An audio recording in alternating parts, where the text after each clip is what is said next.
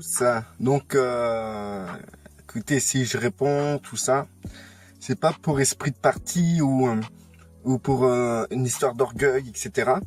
Mais je sais que cela permet de pouvoir développer des points et je profite justement de ce genre de situation pour pouvoir m'exprimer mieux, plus sur des critères, parce que justement, pour moi, ce que les gens ont à dire contre moi ou pour moi, c'est une occasion, non de chute, mais une occasion de pouvoir m'exprimer, parler, partager. Il n'y a aucun souci.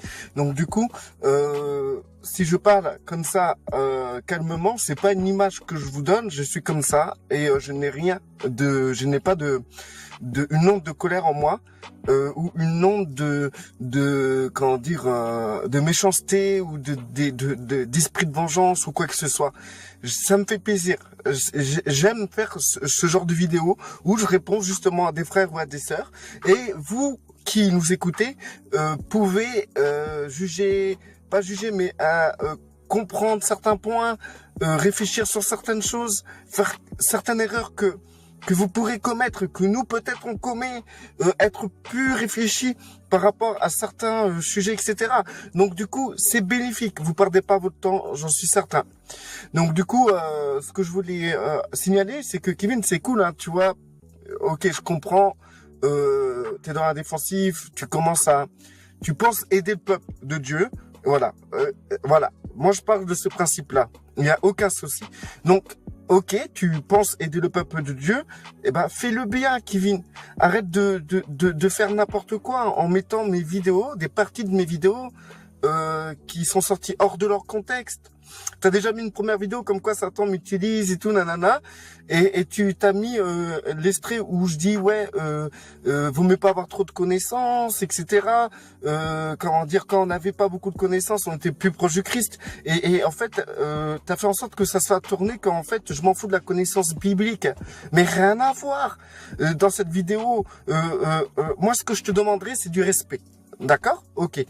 Tu veux aider le peuple de Dieu, fais-le avec respect. Mets mes vidéos en entière pour que les gens comprennent le contexte, ce que je veux dire. Parce que cette connaissance que je parle, c'est cette connaissance intellectuelle, théologique. C'est une connaissance, c'est marqué dans la Bible. La connaissance enfle. Tout simplement. La connaissance enfle, la lettre tue. C'est ça que je veux expliquer. Et qu'il faut privilégier notre communion avec Christ. C'est ça que j'ai expliqué dans ma vidéo. Donc il n'y a rien de malsain dans ce que j'ai dit. Et là, t'as remis une vidéo avec ton collègue, je sais pas qu'est-ce que vous faites tous les deux, mais c'est une mauvaise complicité que vous avez. Le salut est en Jésus-Christ.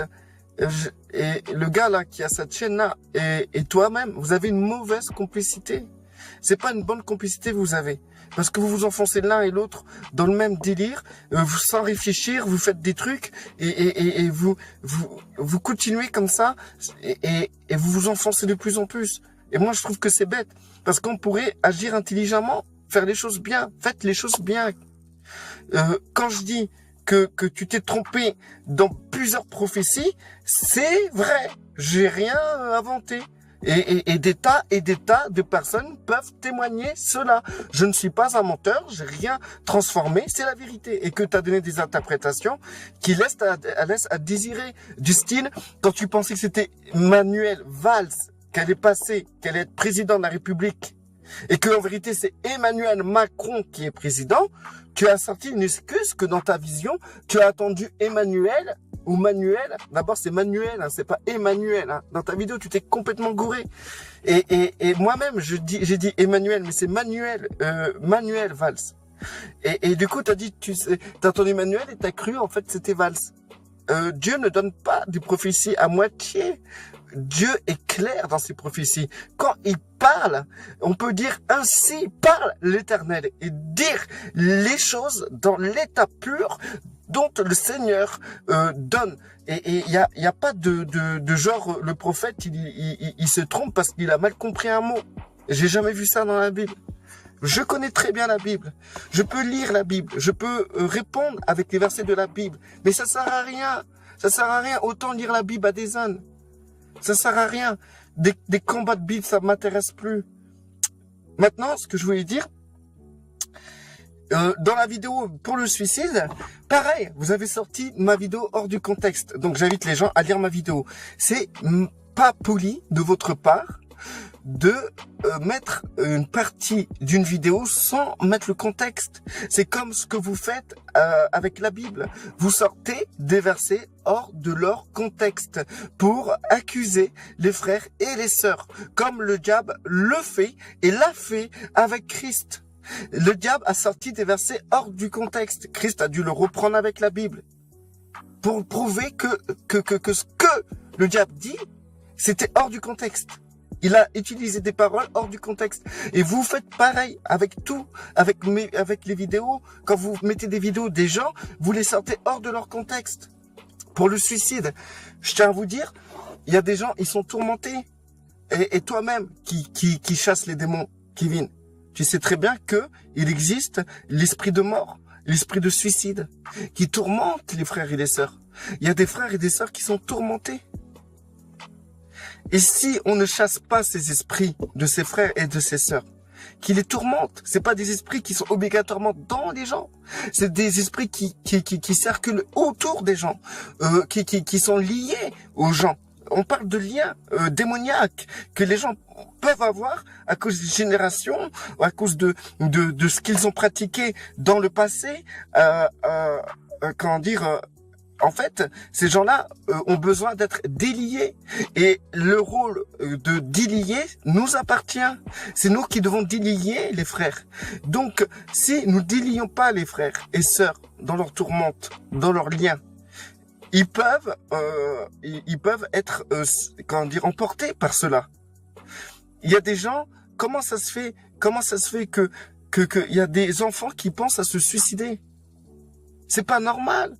J'ai vu là dans les journaux dans le Nord-Pas-de-Calais, à Maubeuge, un enfant de 11 ans s'est pendu. Excuse-moi, mais c'est pas normal. Comment un enfant de 11 ans peut en arriver là? Un enfant de 11 ans, est-ce que tu côtoies des enfants? Moi, je côtoie les enfants. Je vois des enfants de 11 ans. Quand tu les vois, ils sont innocents encore.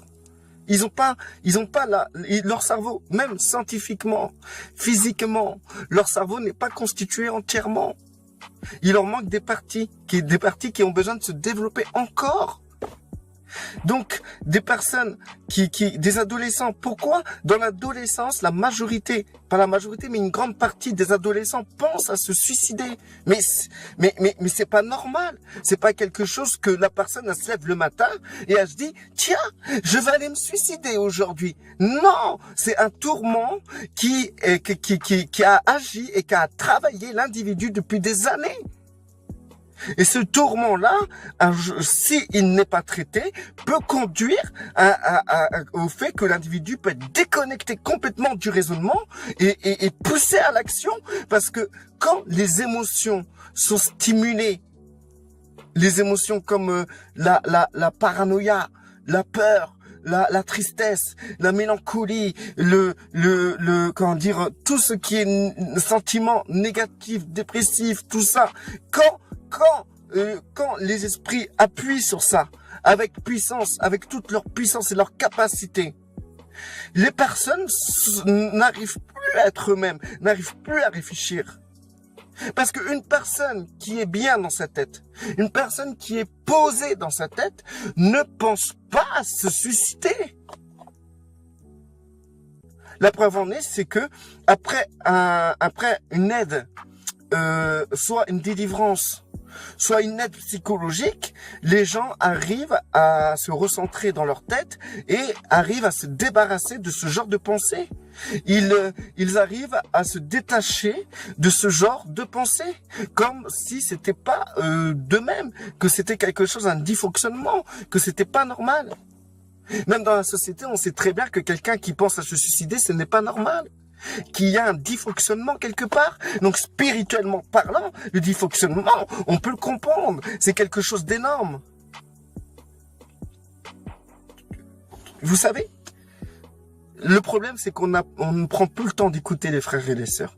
Nous, on croit, ça y est, les gens sont sauvés, c'est tout nickel, tout est beau, la vie est belle. C'est pas vrai. Vous-même qui m'écoutez, qui écoutez Kevin, qui êtes d'accord avec lui, et regardez votre vie. Regardez, c'est pas, comment dire, vous avez dû apprendre à vous dépouiller de votre chair, d'accord? Vous avez dû apprendre à vous dépouiller de votre chair pour pouvoir commencer à marcher dans la paix et à marcher par la foi. Et cette foi, cette marche dans la foi vous a donné la paix et la joie. Mais il a eu un dépouillement et ce dépouillement qui est votre chair, parfois vous a coûté un certain prix. Quand on vient à Christ, on n'est pas du jour au lendemain parfait. Quand on vient à Christ, il y a une étape où c'est le bordel, quoi. C'est le bordel. Même Élie a pensé à se suicider. Il voulait plus vivre. Il voulait plus vivre. C'est pas qu'il a pensé à se suicider, mais il voulait plus vivre. C'est ça, les gens qui se suicident, c'est quoi en fait? Nous, on dit le suicide, c'est un acte, on se tue quoi. Le suicide, ce n'est pas ça, ce n'est pas que ça. Le suicide, c'est tout un accomplissement de choses qui amènent à certaines pensées, et ces pensées conduisent à des actes. Donc, Élie a eu ses pensées dues à certains événements. Il a vécu des événements, il a vu la gloire de Dieu. Il a fait tomber le feu du ciel. Il a massacré les prophètes de Baal. Il a vu la gloire de Dieu. Il a été au-dessus de Satan. Il a combattu. Il a suffi que Jézabel dit juste une parole pour que d'un coup, il rentre dans un état dépressif, hein, et de cet état dépressif, il pense à partir. Il voulait vraiment partir au point que Dieu l'a enlevé. Vous dites, oui, non, mais de toute façon, s'il a le Saint-Esprit, s'il a Dieu, tout ça, nanana. Mais, écoutez, prenez le temps d'écouter les gens. Écoutez les frères et les sœurs. Vous allez voir que beaucoup sont dans des tourmentes.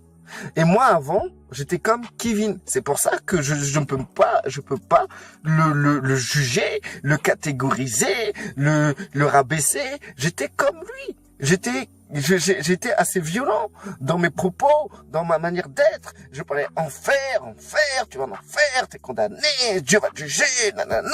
J'étais comme ça aussi. Et moi, je pensais que ça allait aider les gens. Mais les gens, ça les détruisait. Les gens, ça leur faisait mal. Et j'ai dû m'excuser à toutes ces personnes.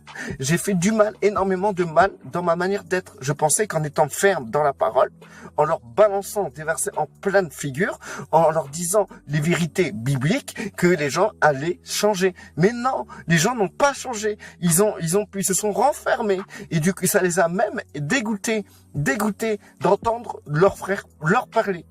Et c'est vrai, il y a des frères, ils en ont marre d'entendre les frères et les sœurs parler, parce que quand ils vont voir un frère ou quand un frère va les voir, c'est directement, oui, mais attention, il est écrit que tu devrais, nanana, normalement tu dois être dans la joie, c'est pas normal que tu sois comme ça, il doit avoir un problème, peut-être tu n'es pas converti, si t'es pas joyeux, t'es pas converti, et tout, tu dois être dans les écritures, tu dois pratiquer les écritures, tu dois être correct. Maintenant, ce que tu fais, c'est pas bien.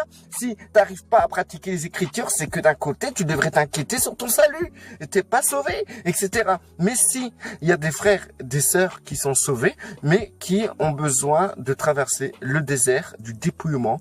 Et ce désert du dépouillement, si nous, on est là pour leur jeter des pierres, ils risqueraient pas de se relever. Et Dieu nous rendra des comptes. Mais ces gens-là, Dieu les consolera. Ça, je tiens à vous le dire. Les derniers seront les premiers. Kevin Gall, les derniers seront les premiers. Ceux que tu dis qu'ils vont aller en enfer, vont te devancer, Kevin Gall. Et ça, c'est quelque chose, je te dis. Et ça, je te dis du fond de mon cœur. C'est pas un avis personnel. Kevin Gall, entends-moi. Les derniers seront les premiers. Et ceux que tu dis qu'ils vont aller en enfer te devanceront dans le royaume des cieux. Tout simplement. Donc, ce que je voulais dire, c'est que je veux pas être celui qui donne des trucs qui poussent les gens au suicide. Vous êtes d'accord avec moi? Moi, je pousse pas les gens au suicide, mais je comprends que les personnes qui arrivent au point même de passer à l'acte, c'est qu'ils ont eu la pensée, et cette pensée s'est concrétisée à travers plusieurs événements. Et que si nous réglons pas ça, Si nous ne réglons pas ce problème dans la vie des frères et des sœurs qui ont eu une vie très difficile, qui même se sont fait violer par leurs propres parents. J'ai écouté des tas et des tas de personnes. Je suis au téléphone souvent avec des gens, très souvent. Pendant des heures, je parle avec les gens et j'écoute tout ce qu'ils vivent. Et je peux vous dire qu'il y a des gens, ils ont vécu des choses que même toi, Kevin Gall, tu ne saurais pas supporter. Et le Père ne permettrait pas que ça t'arrive parce que tu n'as pas les épaules assez larges pour supporter de telles choses. Ces gens-là, j'ai compris que ce n'était pas en leur balançant des versets bibliques, en leur disant des trucs comme ça, en leur envoyant des thèses théologiques de connaissances bibliques qu'on les aide. Ces gens-là, ils ont juste besoin d'un truc, des frères qui sont prêts à écouter et qui vont prendre leur temps pour leur parler, leur expliquer la bonté, l'amour du Père envers eux, la gloire du Père. Et je te promets qu'il y a plusieurs personnes qui voulaient se suicider. En leur montrant la gloire du Père et l'amour du Père, ils ont guéri. Donc, faites le rôle que Christ vous a demandé. Et arrêtez. Arrêtez de faire les bandits et les méchants de l'évangile. Restez bénis.